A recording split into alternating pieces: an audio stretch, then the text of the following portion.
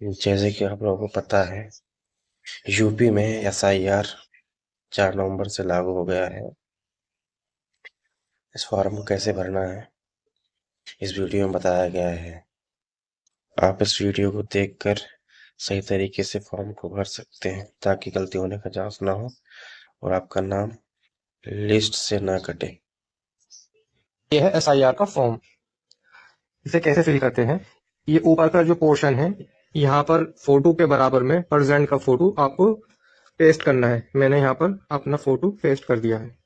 अब यहाँ पर देखिए, ये ये जो पोर्शन है, ये पोर्शन है, यहाँ पर आपको ये लिखा है जन्म तिथि। यहाँ आपको जन्म तिथि आपको वो लिखनी है जो आपके हाई स्कूल में हो, आपके बर्थ सर्टिफिकेट में हो या आपके पासपोर्ट में हो, वो आप यहाँ पर लिखेंगे। ये मैंने डेट ऑफ बर्थ लिख दी है।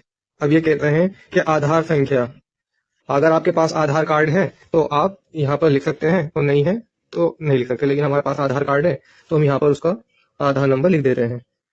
आधार नंबर लिखने के बाद मोबाइल नंबर, अब हमें अपना मोबाइल नंबर लिखना है। हमने अपना मोबाइल नंबर लिख दिया है।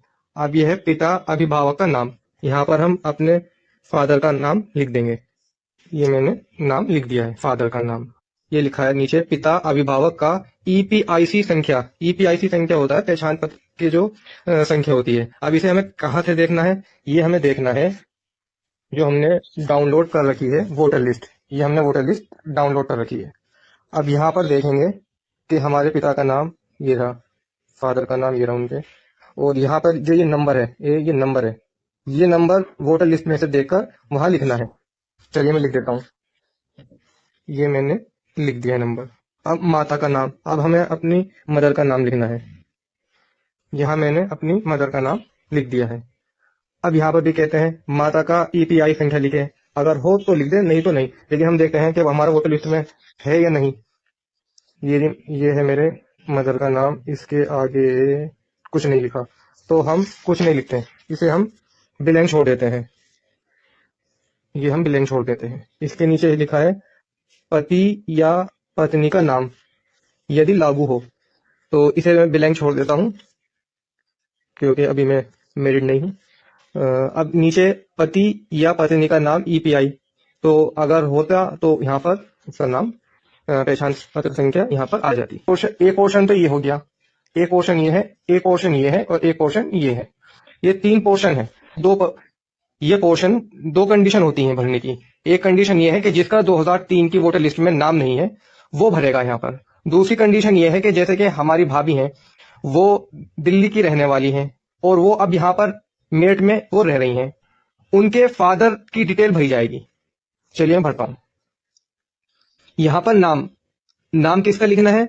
यहाँ नाम लिखना है हमारे पिता का नाम। पिता का नाम क्या लिखा है वोटर लिस्ट में? वोटर लिस्ट के अकॉर्डिंग ही देखना है। स्पेलिंग भी वही लिखनी है जो वोटर लिस्ट के अंदर लिखी है। जैसे पिता का नाम मेरे ये लिखा है, मैंने लिख दिया। अब इनका ईपीआई संख्या, अब ईपीआई संख्या ये वाली, ये भर देते हैं। ये भरती। अब हमने संबंधी का नाम, अब संबंधी का नाम कैसे देखते हैं? वोटर लिस्ट में जैसे यहाँ पर आएंगे, स्टार्टिंग में यहाँ लिखा है, देखिए संबंधी का संबंधी का नाम, तो ये लिस्ट में ये आ गया नीचे, यानी संबंधी का नाम शरीफ। तो यहाँ पर हमें संबंधी के नाम में शरीफ लिखना है। संबंध क्या है? यानी ये इनके पिता है, तो यहाँ पर पिता लिखना है। यहाँ पर पिता लिखना है। क्या संबंध है? जिला मेरठ, राज्य का नाम उत्तर प्रदेश, विधानसभा क्षेत्र का नाम, विधानसभा क्षेत्र का यहाँ पर आप आएंगे तो यहाँ लिखा हुआ है विधानसभा क्षेत्र का नाम मेरठ दक्षिण, तो यहाँ लिख दिया मेरठ दक्षिण। अब यहाँ लिखा है विधानसभा निर्वाचन क्षेत्र की संख्या। अब संख्या भी हम वोटर लिस्ट में देखेंगे। वोट ये लिखा निर्वाचन, ये यहाँ पर ये संख्या ये है 381।